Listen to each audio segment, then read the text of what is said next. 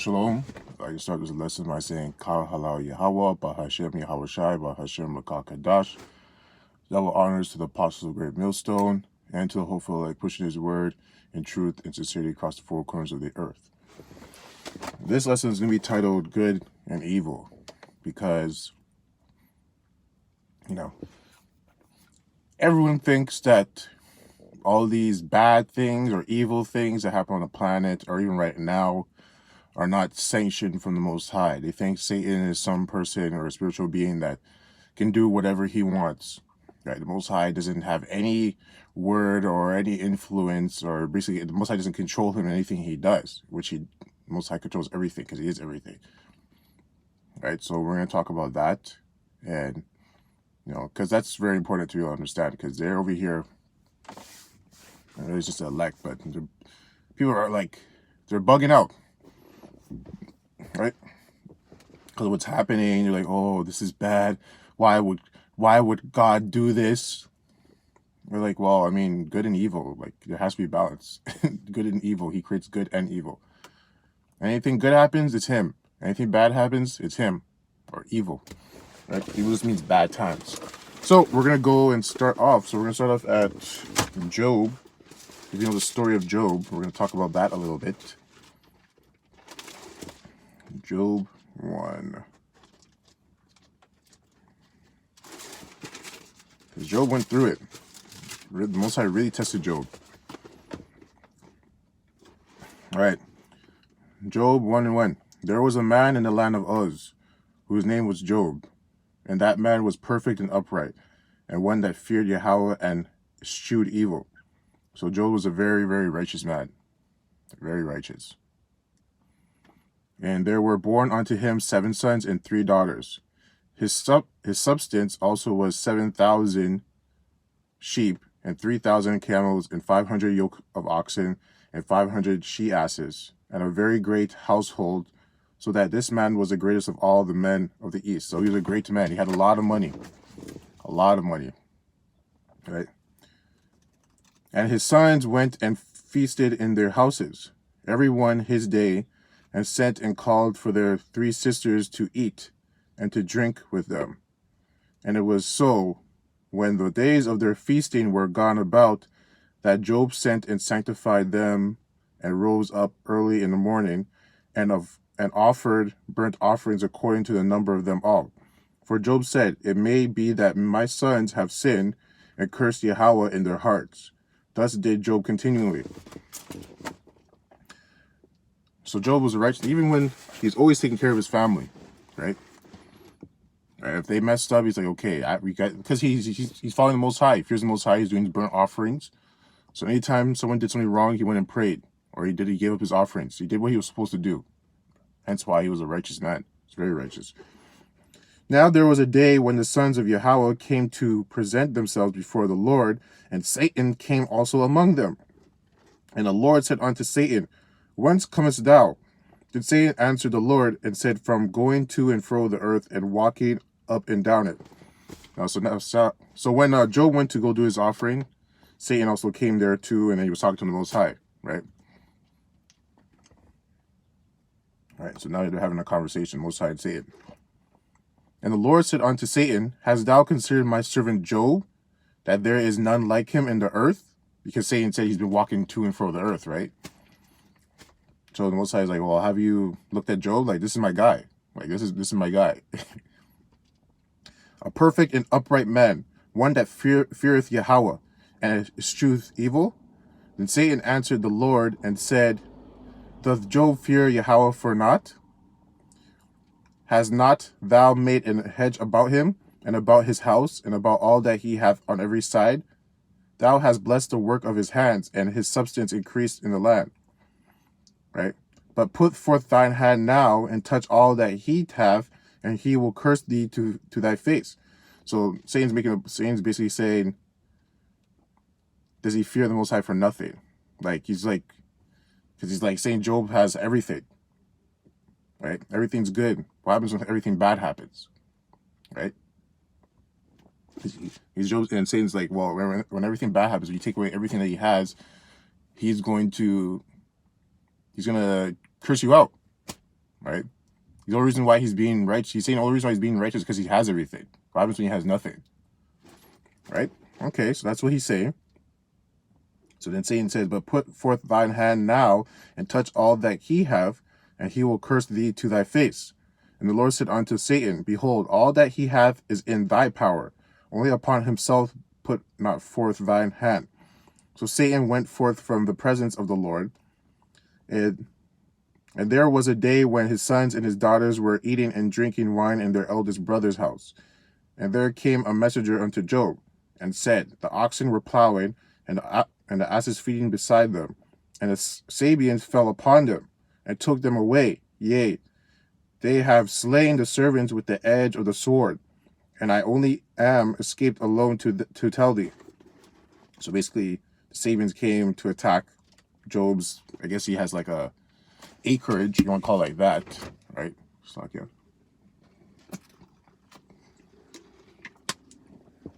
You gotta drink the smoothie, keep the immune system up.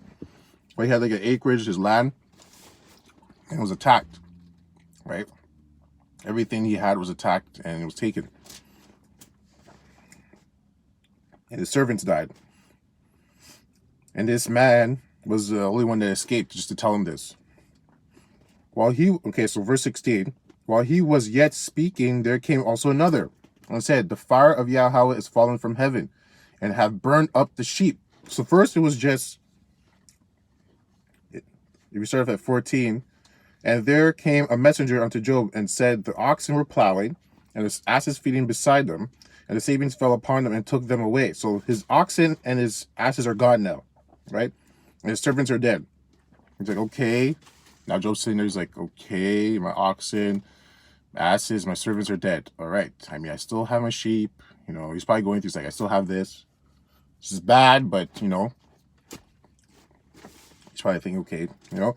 And then, as we continue, then it's like, while he was yet speaking, there came also another, and said, the fire of Yahweh is fallen from heaven, and have burned up the sheep. So now the Most High sent brimstone, basically, and it burned up all the sheep, and his servants, and his other servants, and consumed them. And I only am escaped alone to tell thee. So this is the second messenger. Right? While he was yet speaking, there came also another, and said, the Chaldeans made out 3 bands, and fell upon the camels, and have carried them away, yea, and slain the servants with the edge of the sword. And I only am escaped alone to tell thee. While he was yet speaking, there came also another, and said, thy sons and thy daughters were eating and drinking wine in their eldest brother's house. And behold, there came a great wind from the wilderness, and smote the 4 corners of the house, and it fell upon the young men, and they are dead. And I only am escaped alone to tell thee. Then Job arose and rent his mantle, and shaved his head, and fell down upon the ground, and worshipped, and said, naked came I out of my mother's womb, and naked shall I return thither. The Lord gave, and the Lord hath taken away. So right there, right, basically Job is speaking, and he says, right here, so now his sheep is gone, his camel's been taken, his oxen are gone, his asses are gone, and now his children are dead, right? And Job basically said, because Job's going through it. He's going through it. Job said basically, the Lord gave and the Lord hath taken away. Blessed be the name of the Lord. So even when the Most High took everything from him, right? He took his sheep, took his children, took, you know, everything he has, basically, in that sense, he still says, praise be the Lord. He's a righteous man. He's a righteous man. Right? In all this, Job sinned not, nor charged Yahweh foolishly. So in all this that happened, he never sinned once. He never cursed out the Most High. He didn't do any of that, right? Because he's just like, you know what? He's doing the Most High's will. All right. So we're going to keep reading. Chapter 2. Again, there was a day when the sons of Yahweh came to present themselves before the Lord, and Satan came also among them to present himself before the Lord. Right? And the Lord said unto Satan, From whence comest thou? And Satan answered the Lord and said, From going to and fro in the earth, and from walking up and down it. Slakia. And the Lord said unto Satan, Hast thou considered my servant Job, that there is none like him in the earth, a perfect and upright man, one that feareth Yahweh, and escheweth evil? And still he holdeth fast his integrity, although thou movest against him. So, Satan already moved against him the first time. All that stuff that was happening, that was Satan, right? You understand that? Right? But the Most High was talking to Satan about it, and he did it. Right? And you can see the Most High is not, oh, like, Satan, why did you do this? And no, like, he controls that. He controls Satan, right? And you can see right now, start off at 3. And the Lord said unto Satan, Hast thou considered my servant Job, that there is none like him in the earth, a perfect and upright man, one that feareth Yahweh and escheweth evil? And still he holdeth fast his integrity, although thou movest me against him, to destroy him without cause. And Satan answered the Lord and said, Skin for skin, yea, all that a man hath will he give for his life. But put forth thine hand now, and touch his bone and his flesh, and he will curse thee to thy face. And I'm most high. Sorry, Slakia. Now Satan's saying, well, skin for skin, bone for bone. If you curse himself, because you cursed, the Most High cursed the other things, right? His other things got destroyed, like his land, his kids, right? But Satan's like, well, attack him, go after him, go after his own body. Then he'll curse you up, right? Verse 4, and Satan answered the Lord and said, Skin for skin, yea, all that a man hath will he give for his life. Verse 5, but put forth thine hand now, and touch his bone and his flesh, and he will curse thee to thy face. And the Lord said unto Satan, Behold, he is in thine hand, but save his life. So, right here, the Most High says, and the Lord said unto Satan, Behold, he is in thine hand. So, he's in your hands, right? Job is in Satan's hands. The Most High just told him he's in your hands. So he gave it to him. So you understand, he deemed it, he sanctioned it. He said, Job is in your hands. So Job is in your hands, right? But save his life, right? So basically he's saying you can't kill him, but his life is in your hands. But you can't kill him. You just can't kill him. Do what you have to do, but you can't kill him. So went Satan forth from the presence of the Lord. So Satan left and smote Job with sore boils from the sole of his foot unto his crown. And if you had boils before, that's not fun. Having boils is not, it's not something you want. You don't want boils. So Satan smote Job with sore boils from the sole of his foot unto his crown. So from the sole of his feet all the way to his head. So he was covered with boils. And he took him a potsherd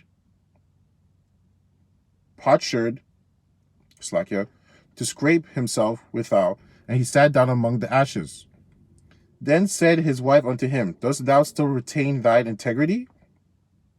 Right? Because before, you read up, at verse 3, and the Lord said unto Satan, Hast thou considered my servant Job, that there is none like him in the earth, a perfect and upright man, one that feareth Yahweh and escheweth evil? And still he holdeth fast his integrity. So even all the things that happened to Job, Job's still holding his integrity, right? He hasn't cursed out the Most High. He's still staying righteous. Now,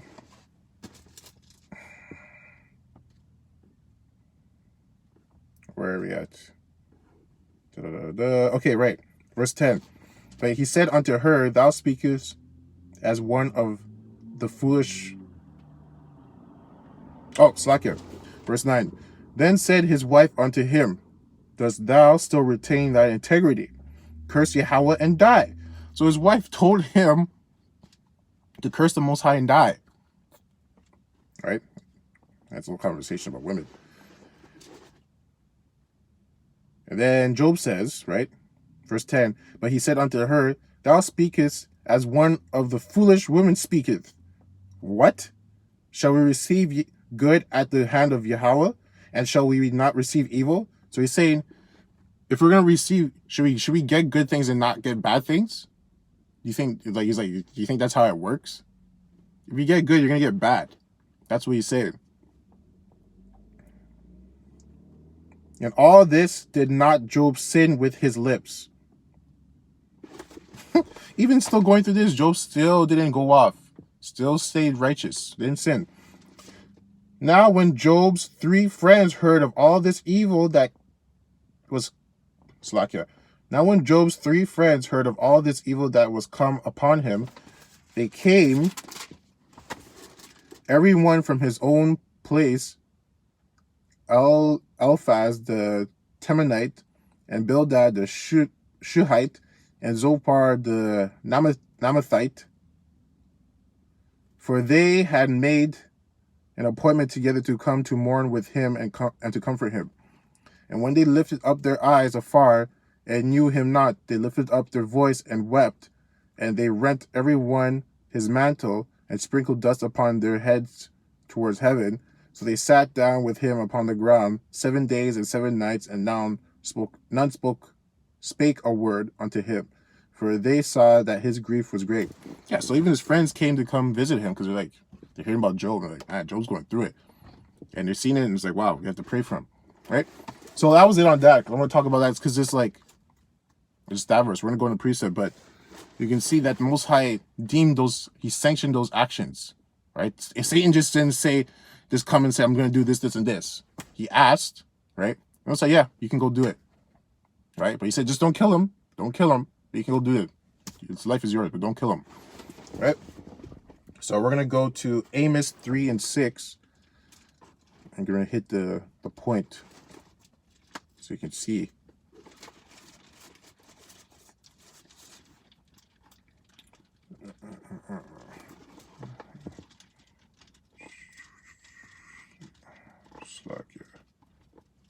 There we go. Amos 3 and 6. Shall a trumpet be blown in the city, and the people not to be afraid? Shall there be evil in a city, and the Lord have not done it? So, now if you're looking right now, present time, all this stuff is happening, people going crazy around the earth, people being locked up, people being killed, riots are happening, this whole virus thing, like people fighting each other, right? All the evil things that are happening, Most High, right here it says, the Most High has done it, right? Right? So, we're going to go to Isaiah 45 and 7, and this is going to make the point very plain and simple. I form the light and create darkness. I make peace and create evil. I, the Lord, do all these things. Now, I'll read that again. Isaiah 45 and 7. I form the light and create darkness. I make peace and create evil. I, the Lord, do all these things. So, that's pretty self-explanatory. You can see that the Most High controls all the things that are happening today. And you just have to accept it. And just, when it happens, when good things happen, praise the Most High. When bad things happen, praise the Most High. Right? Because it depends how you look at the situation. The bad thing happened because maybe you did something. Most likely you did something. Or you're just being tested. Right? Anyways, that's it on that. I'd like to close up by saying, Kal Halal Yahweh, Bahashem Yahweh Shai, Bahashem Rukah Kadash. Double honors to the apostles of Great Millstone, and to the hopeful light pushing his word in truth and sincerity across the 4 corners of the earth, death and destruction to his wicked kingdom, and the 2/3 as well. Kwam Yasharella, Abad Daba, Shalom.